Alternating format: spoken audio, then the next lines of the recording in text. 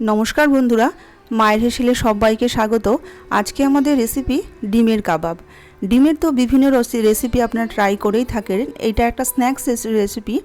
আশা করি আপনাদের সকলের ভীষণ ভালো লাগবে, বাচ্চা বড় সকলের ভীষণ পছন্দ হবে। তাহলে চলুন শুরু করা যাক আজকের ভিডিওটা। আমি এখানে 4টে ডিম নিয়েছি। ডিমটাকে আমি আগে থেকে সিদ্ধ করে খোসা ছাড়িয়ে নিয়েছি। এবার ডিমটাকে প্রথমে আমরা একটা ছোট্ট গ্রেটার দিয়ে ভালো করে গ্রেট করে নেব। সমস্ত ডিমগুলোকে আমি গ্রেট করে নিলাম।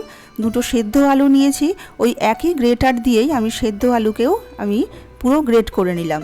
এবার কিছু উপকরণ আমি এখানে মিশিয়ে দেব। একটা বড় সাইজের পেঁয়াজ আমি মিহি করে কুচিয়ে নিয়েছি, অবশ্যই কিন্তু মিহি করে কুচিয়ে নিতে হবে। আর ছোট চামচের 1 চামচ দিয়ে দিলাম গ্রেট করা রসুন, 1 চামচ দিয়ে দিলাম গ্রেট করা আদা, আর দিয়ে দিলাম ঝালের জন্য কাঁচা লঙ্কা। 4-5টা কাঁচা লঙ্কা আমি এরকম কুচো করে দিয়েছি। দিয়ে দিলাম 1 চামচ ছোটো চামচের 1 চামচ ভাজা জিরের গুঁড়ো, 1 চামচ ধনের গুঁড়ো, আর দিয়ে দিলাম 1 চামচ আমচুর পাউডার। এখানে চাট মশলাও ব্যবহার করতে পারেন। আর একটা ফ্রেশ ফ্লেভার আসার জন্য আমি কিছুটা ধনে পাতা অ্যাড করলাম, আর দিলাম একটু গোলমরিচ।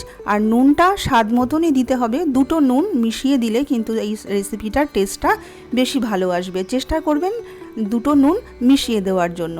রেগুলার নুন আর বিট নুন, এই দুটো নুন মিশিয়ে দিতে হবে। তারপর সমস্ত উপকরণগুলো হালকা হাতে আমি মিশিয়ে নিলাম। মেশানো হয়ে গেছে। এবার হাতে একটু তেল মাখিয়ে নিয়ে এবার ওখান থেকে ডিমের মিশ্রণগুলোকে তুলে নিয়ে আমি কাবাবের শেপ দিয়ে নেব। আমি মিডিয়াম সাইজের তৈরি করছি। আপনারা যেহেতু বাড়িতে বানাচ্ছি সেহেতু আপনারা আপনাদের পছন্দ মতন ছোট বড় শেপ দিয়েই নিতে পারেন। আমি এইভাবে হাতে একটু চ্যাপটা করে নিয়ে এরকম একটু সাইডগুলো গোল আকৃতি করে আমি কাবাবের পুরো কাবাবগুলোকে আমি তৈরি করে নেব। আমার 4টে ডিম দিয়ে 15 থেকে 16টা কাবাব এখানে তৈরি হয়েছে। সমস্ত কাবাবগুলোকে তৈরি করে নিলাম।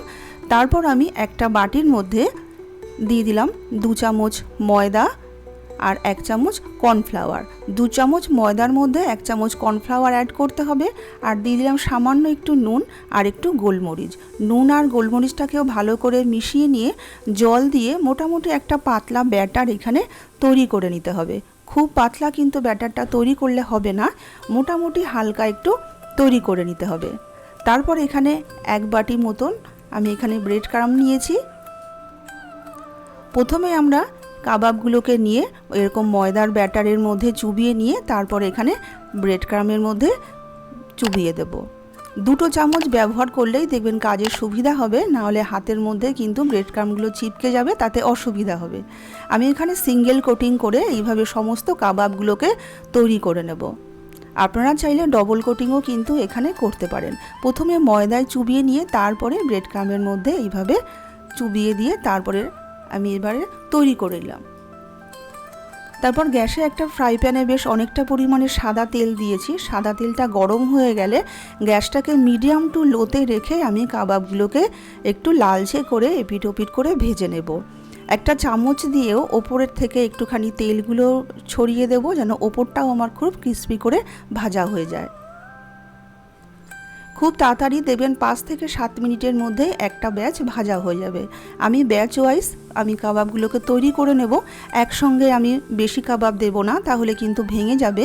একটা পিঠ লালচে করে ভাজা হয়ে গেলে উল্টে দিয়ে আরও একটা পিঠ ভেজে নেব। এইভাবে লালচে করে ভেজে নিয়ে আমি কাবাবগুলোকে তুলে নেব। আমি কাবাবগুলোকে তুলে এবার বাটিতে রেখে দিচ্ছি।